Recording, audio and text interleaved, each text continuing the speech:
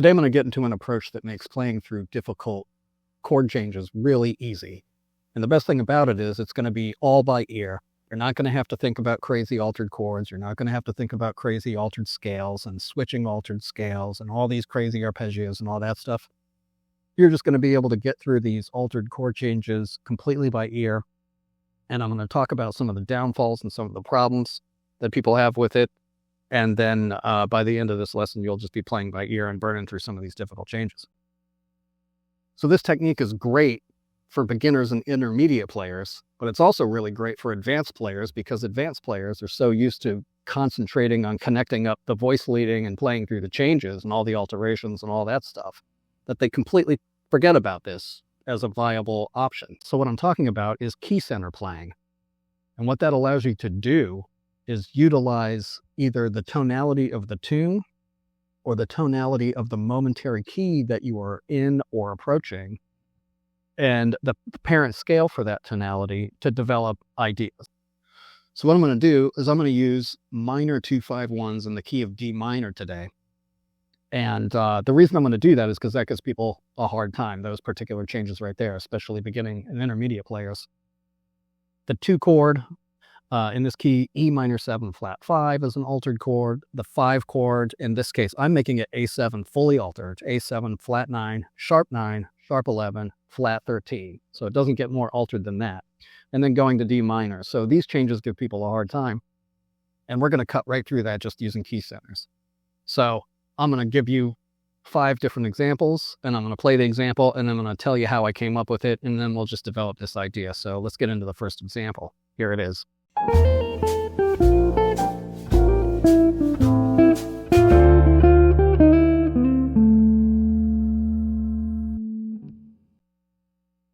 So since we're in D minor, all we're doing is we're taking the parent major scale, the F major scale. And all I'm doing in this first example is playing the F major scale over that entire progression. Because of the strength of the tonality and the notes in this F major scale are ultimately where all these altered chords are resolving to anyway, it kind of allows you to do a fakie. This key center playing is kind of a fakie. You're playing over the changes. You're not really strictly playing through the changes, but if you have a good enough ear, you can actually nail the changes pretty well too. So all I'm doing in this first example is using the F major scale, and in order to make it interesting so that we're just not noodling around,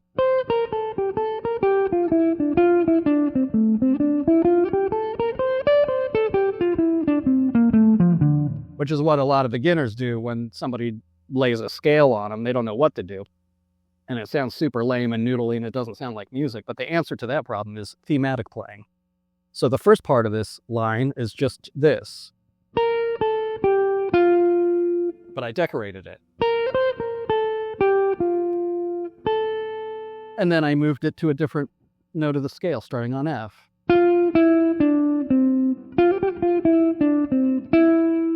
And then I did a little tag to finish it.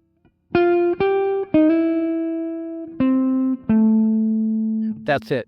I'm just using the F major scale. I'm thinking in a thematic way rather than scale patterns or anything like that. I'm thinking in terms of themes. And that allows me to get through these difficult changes. It sounds like I'm making the changes, and it sounds like music, and it's all by ear. Here's the second example.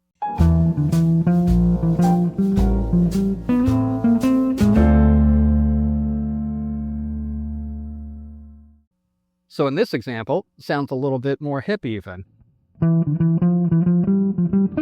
If I can play it. This is even easier to think of, though. All I'm doing is this concept called hanging an idea on the chord tones. So I'm not thinking about scale patterns, and the reason I'm not thinking about scale patterns is because I'm breaking this idea up. I'm just thinking about a simple theme and hanging it wherever I want. But instead of thinking about, E minor 7 flat 5 and the G melodic minor scale going to A7 fully altered and the B flat melodic minor scale and all this and that and the arpeggios and all this crazy stuff, I'm literally thinking about one note in the F major scale and decorating it. So I'm hanging this idea on E. E, D, E. Then I'm getting crazy and going F, down a scale degree, back to F, Then I'm getting even crazier and going to G, down to F, to G. And you could keep this up all day. This is the theme. Would be a pattern if you're thinking of it.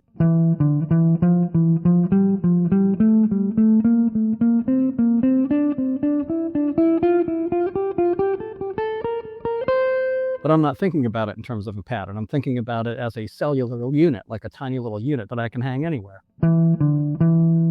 Maybe I'll do it on G. Maybe I'll do it on C. Maybe I'll do it on B flat. So you can do it anywhere.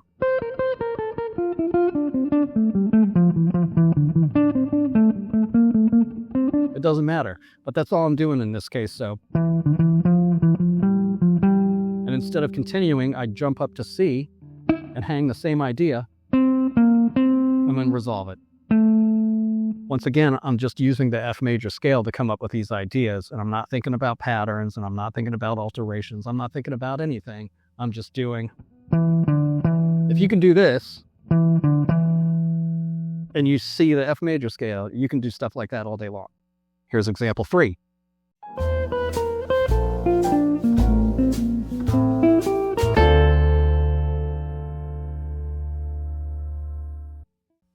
So example 3 gets into some of the Barry Harris stuff that I've been talking about on this channel.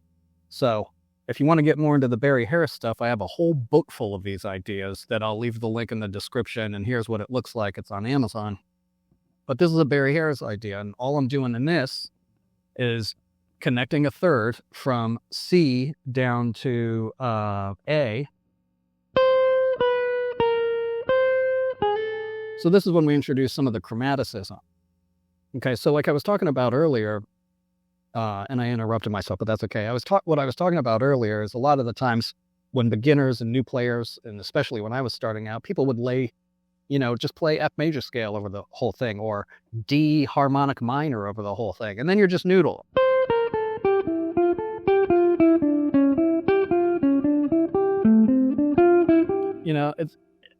It's super lame. Thinking thematically fixes that. And thinking chromatically definitely fixes that. Thinking chromatically really makes it sound like you're playing bebop when all you're doing is just messing around on a parent scale. You're not even dealing with the changes. Like I said, if your ears are good enough, you can. But it's kind of like I said, this key center stuff is kind of a fakey move, but it's also legit if you get good at it. So at the end of the day, if it sounds like music, who cares? So what I'm doing, chromatic down from C to B flat, C flat, B flat, back up to C. So I'm connecting a third in that Barry Harris way. Then I'm going down a chord. That's the first half.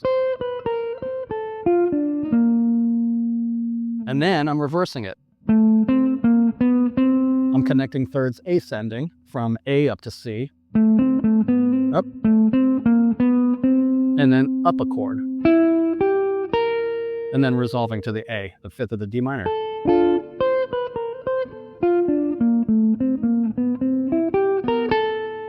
So a lot of people were asking how to, so far on the Barry Harris stuff that I've been doing just how to develop an idea and mostly static chords. But now I'm starting to get into examples of how to do it through chord changes and how to develop these themes through actual tunes and moving harmony and things like that.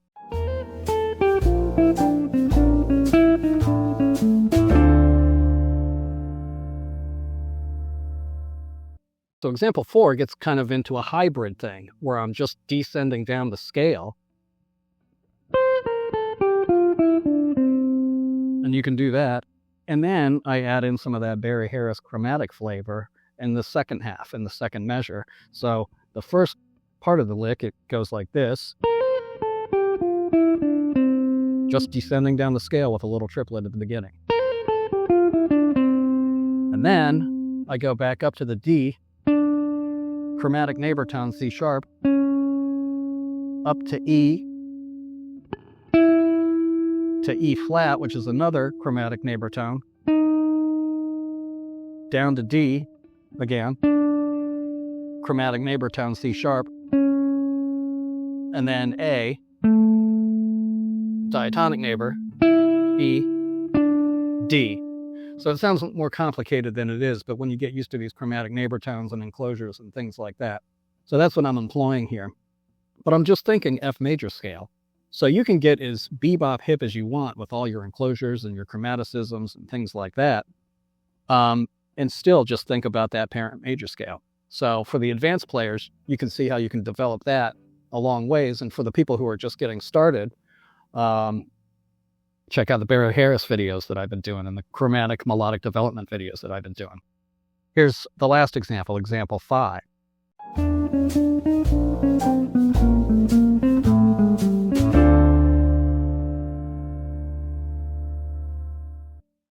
So this really takes advantage of chromatic neighbor tones and the Barry Harris chromatic scale type of ideas. So all I'm doing here, starting on D, descending a half step to a chromatic neighbor tone to D flat, back up to D, up a half step to D sharp, another chromatic neighbor tone, back to D. Descending by half step again to connect me to C, down to chromatic, or a half step down to B flat. So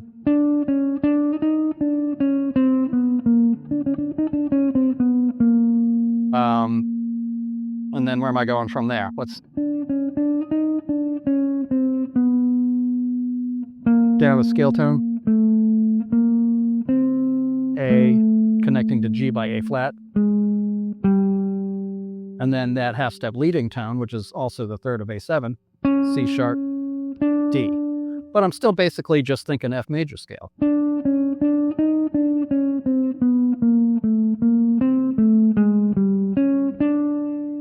Not putting a lot of thought into it. So a little bit of effort with thematic development, rhythmic, just think rhythmically.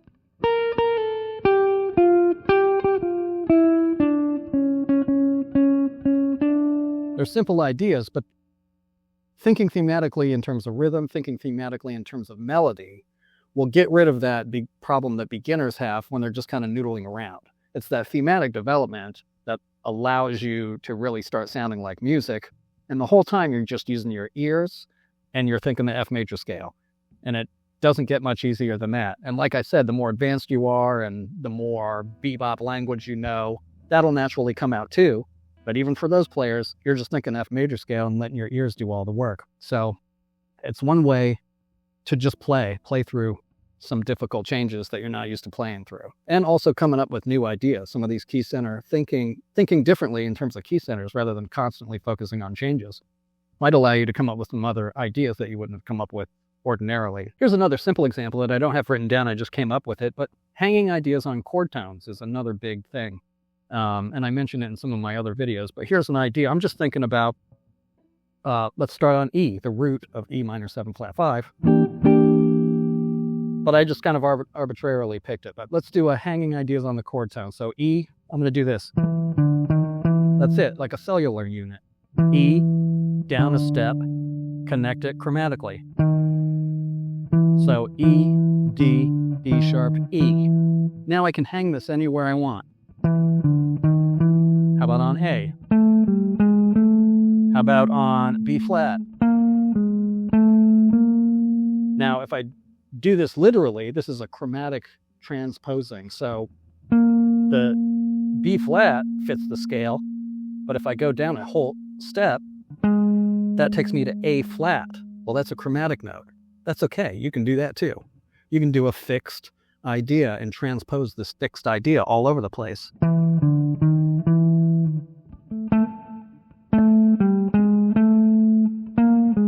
Starting on B. How about starting on D?